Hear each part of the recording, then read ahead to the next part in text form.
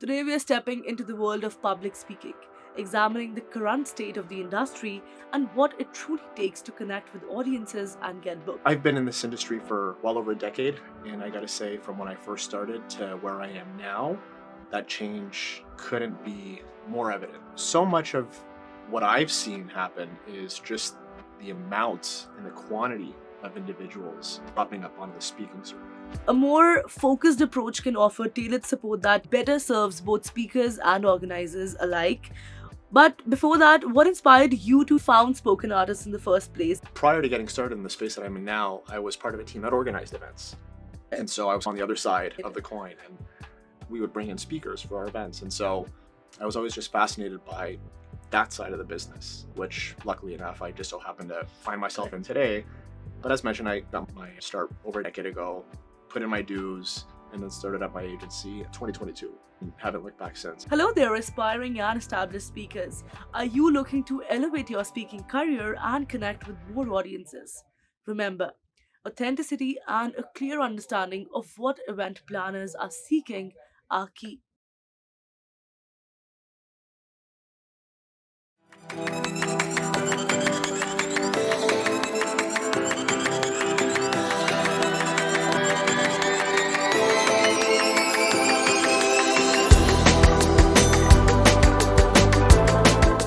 Hi, this is Kripa Anand, and welcome to the CanadianSME Small Business Podcast, where we explore the strategies and insights of thought leaders and innovators.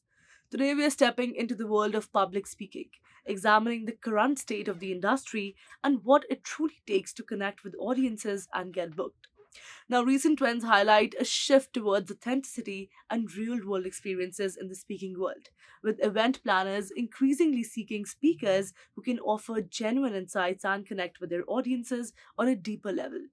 The discussion today will challenge traditional norms and provide valuable guidance for aspiring and established speakers alike. Joining us today is Petar Josic, Managing Director of Spoken Artists, a boutique speaker agency representing a highly curated roster of exclusive keynote speakers known for their bold voices and real world experiences. So let's dive into the episode. Firstly, Peter, welcome to the podcast. How are you doing today? Doing well. Thank you so much for having me. It's our pleasure. Now, to begin with, you believe that the traditional speaker industry is broken. Please go ahead and explain that statement.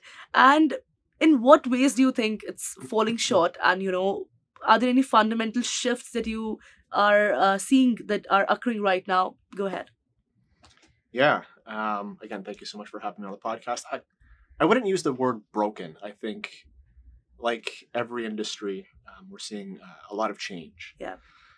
Now, I've I've been in this industry for well over a decade, and I got to say, from when I first started to where I am now, that change couldn't be more evident. Right. So much of what I've seen happen is just the amount and the quantity of individuals Right. popping up on the speaking circuit. And it's not to say that that's such a bad thing. I mean, there's no barrier of entry. So if you tomorrow Right. wanted to, become a speaker Right. on the I circuit, had the option to do that. I have the you option. can do that. Yeah. You have the option of doing that. You don't need an agency. You don't need a supporting cast company helping you. Right. I mean, sure, if you wanted to. I mean, there's Yeah. always companies that can help you, Right. but it's very much something that you can do on your own. Right. I think another change that I've seen, aside from just almost kind of a saturation in the industry of the quantity of individuals on the speaking circuit, is just what's winning and what I find to appeal most to event planners is just something that's different. Right. Gone are the days where I think somebody gets up on a podium and gives a 45 or 60-minute speech and talks at people. Right. Versus today, what I'm seeing more and more of is kind of just audiences want more of an experience. Right. And I know that this is something that we're going to get into, and would love to dive deeper into how to craft these kinds of experiences and Right. offer something unique and different and something that will hopefully get you booked. But like anything, like I said, any industry that's shifting, that's changing, with that, as a speaker, as an industry, we've seen a lot of shifts too. And if you're Yeah. not keeping up with the pace, then unfortunately, you're going to get left behind. Love the answer. But why do you think there's such a shift in the numbers when you look at speakers? Say 10 years before, like today's time, there were a lot less speakers, and now there are a lot many. Do you think it's because of the content consumption out there? Why do you think?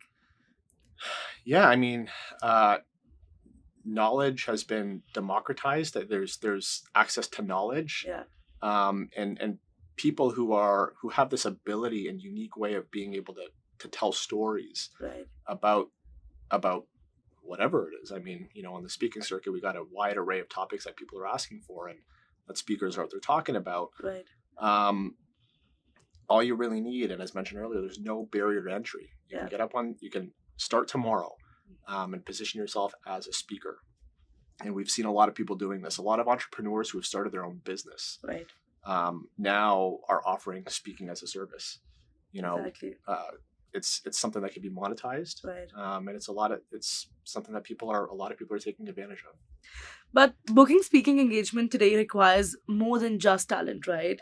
What do you think, Peter, are some of the essential elements that make a speaker truly bookable in the current environment? Why do you think many talented individuals out there still struggle to secure speaking engagements? It's the four C's. Okay. So we've got content, currency, credibility, and cachet. Wow. And so when we look at content, Right. this is pretty self-explanatory. What Right. are you as an individual? Bringing to the table. What value do you Yeah. offer in your message? Yeah. When we look at currency, is what you're talking about relevant today and tomorrow, or is it something that is irrelevant that's been talked about for years and years and years? So Right.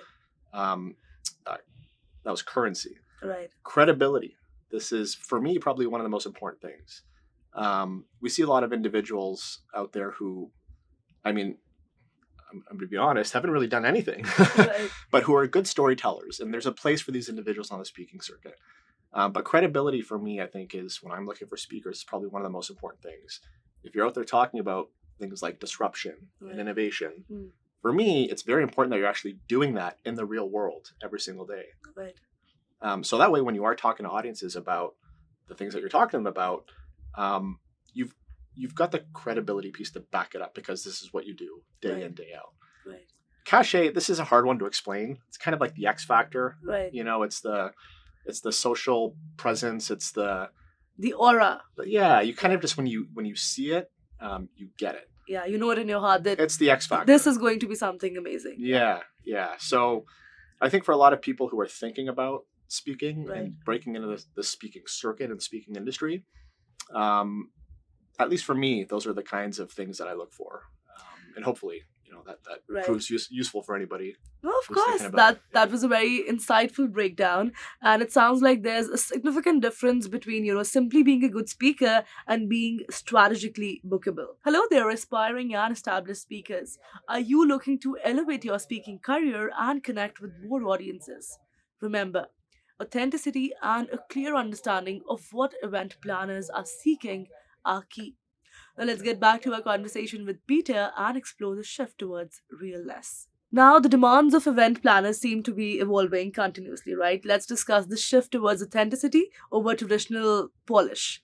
In today's event landscape, audiences and planners alike are seeking authenticity. You've noted that, event planners are increasingly craving realness over the traditional old methods. Why do you think this shift is happening? And if there's one practical piece of advice you'd like to offer to speakers on how to deliver the authentic connection, what would it be? It's to be authentic. Wow. It's to be. Yeah. It's to but, be but, you. but do you not feel that it's easier said than done? Because it's also about how you structure your story, right? Because even if you are real, sometimes it just doesn't get delivered. So a lot of talented individuals, they struggle with that gap. So being authentic, yes, but how do you be authentic? It's a tough question to answer. Right. And it's one of these things where, I mean, think about it. Like you go to a conference. Yeah. So many sessions take place at a conference, and then you've got the keynote speaker. Right. It's very easy for a speaker to be at a conference just for an applause and to say all the right things and give all the right talking points. The problem with that is the people who are at the event, the attendees, they forget about the stuff the Right. very next day. Right. They Um, want to take some value out of the event that they take it back to their home. Yeah, and it's not just having practical tools to take away. Yeah. Somebody who's going to impart knowledge Right. to an attendance that is hoping to leave with tangibles. More times than not, the speaker's gonna have to say something that maybe ruffles a few feathers and makes people feel a little uncomfortable Right. because change is uncomfortable. Right. And so I think there's still very much a place for just like the general inspiration and motivation and hurrah. Right. But I think going back to your question around authenticity, people who are just showing up as themselves, not there just for an applause, but there because they actually want to make a difference.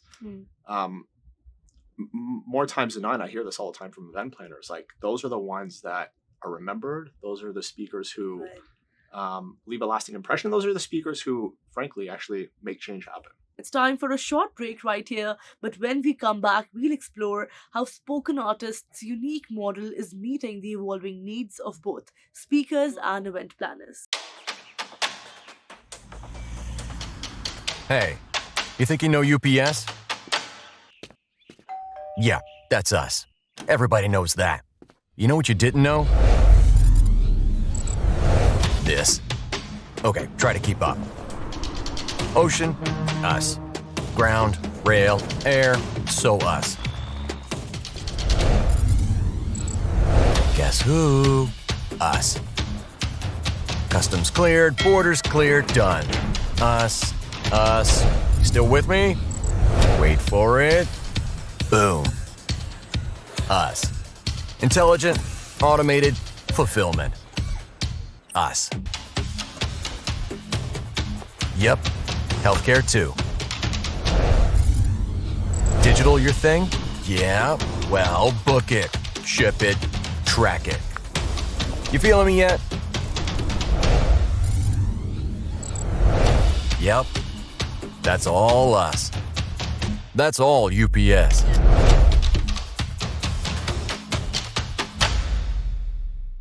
Welcome back, listeners. Let's continue our conversation with Peter. Now, building on the demand for authenticity, let's explore how spoken artists' boutique model addresses the evolving needs of speakers and event planners. A more focused approach can offer tailored support that, better serves both speakers and organizers alike. But before that, what inspired you to, found spoken artists in the first place and take this boutique approach to representing keynote speakers? Is like, I understand the gap that you saw, but what was that one spark in you that said, no, I want to do this? Prior to getting started in the space that I'm in now, I was part of a team that organized events. Got it. And so I was kind of on the other side Right. of the coin. And, we would bring in speakers for our events. And so I was always just fascinated by that side of the business, which luckily enough, I just so happened to find myself in today.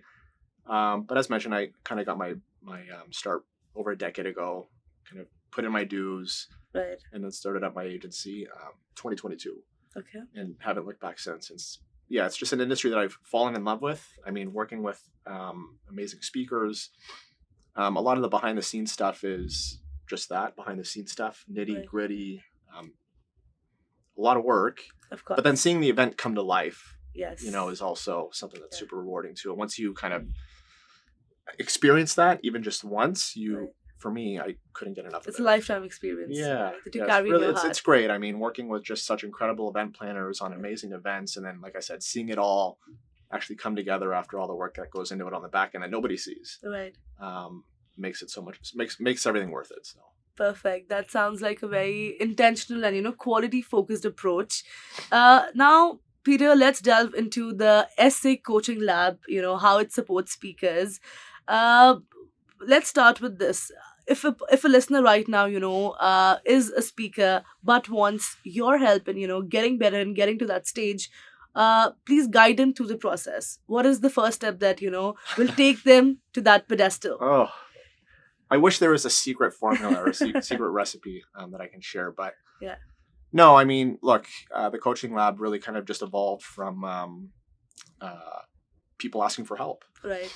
And again, I work with a lot of small businesses and entrepreneurs who want to break into the speaking space. Right. Very, very talented and smart individuals who I truly believe have some wisdom to impart to audiences. And so it's now a question of like, how do you take them from here, kind of just, Right. Across the river. all the way. Yes, exactly. And kind of taking them to the finish line. Right. There is no finish line.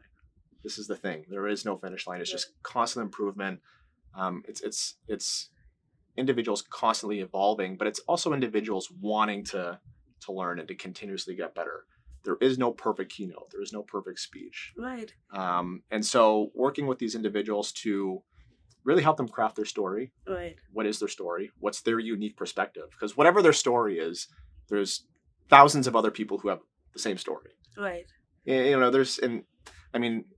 Varying, of course, but if you're an innovation speaker or if you're a like people have very similar stories. So Right. what's your unique angle? What's your unique perspective? Really honing in on that. Crafting the story, structuring it in a way where around the content piece that we were talking about earlier actually leaves people with value. Right. And then comes the part around positioning. Like how do you start branding yourself Right. as a speaker on the circuit and differentiating from everybody else that's out there talking about the same thing that you're talking about. Lovely advice. But what I wanted to ask you before we let you go is AI is now in the picture, right? Where do you think, how far this AI thing will go? Do you think it will eventually, say, 10 years from now, not even 10, 5 years from now, do you think it'll take over the keynote speakers? Or do you think that human element is still going to be a major part of it? Unless people want to hire robots to speak at their conferences, Right. I don't know. I think AI will come into play and really... Because I'll tell you why I asked that question. Because AI is now getting so good that it can replicate the emotions and everything that comes along as a human speaker. So please help us understand. I just want to understand from your perspective, where do you think AI is going to go, or will it stop at some point? It's interesting that you're asking me this question because I'm usually the person who's also being asked about AI speakers. Right. I've got this entire, right. catalog You're of in the AI center experts. of it. Yeah. So, to think about it from the perspective of, through my lens and how it's going to impact the speaking industry. Yes. So much of it is going to act as an enabler, I think, Right. for agencies like mine. We already see that, ChatGPT and a lot of these other Right. AI tools acting as just that, as tools. Right. In terms of, is it going to take over the speaking industry altogether? Maybe. I don't know. Again, like we've already seen, I know that there's a lot of companies out there that do holograms. And so they'll kind of zoom in a speaker who's maybe on the other side of the world Right. at their conference through a hologram. That's a form of AI. Right. It's super cool, but I Hmm. think that there's this human element that people just will always crave. Yes. The question back over to you is like, do you want to keep having these kinds of interviews with a human, or would you rather sit here talking to a robot? Do you know what I mean? And so Yes. Of I think course, so much yeah. of that is gonna kind of translate into the speaking industry as well. If people are craving a robot to come and speak at their conference, Right. maybe it might be an option that's available to them. But at the end of the day, I think that there's still going to be this want, desire, and need as AI evolves, Right. even more so for human to human connection. Very interesting. So I had this very absurd idea in my mind that, 10, 15 years down the line, maybe every human will have their robot version as well. So you never know what's Maybe. going to happen, Yeah, right? Maybe. But this was a very interesting conversation, Peter. Before we let you go, if there's one piece of, advice that you'd want our listeners to take away from this entire conversation today, what would it be? A lot of tough questions coming your Yeah, way. if it's about being a speaker, Yeah, being a speaker. anybody can do it. Right. Anybody can do it. And this is, Exactly. like, you don't have to. There's no Rule governing book. body. Yeah. There's no. There's certification programs out there, but in my opinion, like those titles really mean nothing. So yeah, it's kind of just one of these things where if you put the idea in your head and you're interested in doing it, number one, be authentic. Right. You have to be, truly passionate about what it is Right. that you want to talk about. Because at the end of the day, if anybody's going to pay you to come and speak, Right.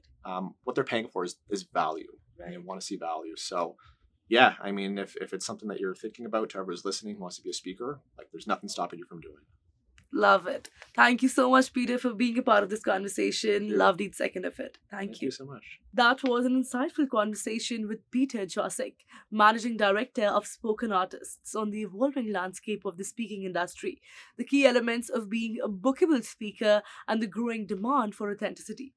Now, Spoken Artists' curated approach and coaching services offer valuable guidance for speakers looking to make a real impact. Thank you so much for tuning in to the Canadian SME Small Business Podcast. We really appreciate your continued support. Also, be sure to subscribe to our podcast for more expert insights and resources that can help your business thrive. Also, don't forget to visit our website, CanadianSME.ca. And lastly, a very special thank you to our podcast partners, RBC, UPS, A1 Global College, and Google, for their ongoing commitment to empowering small businesses. Until next time, keep innovating and striving for success, and we'll see you in the next episode. Kripa Anand signing off.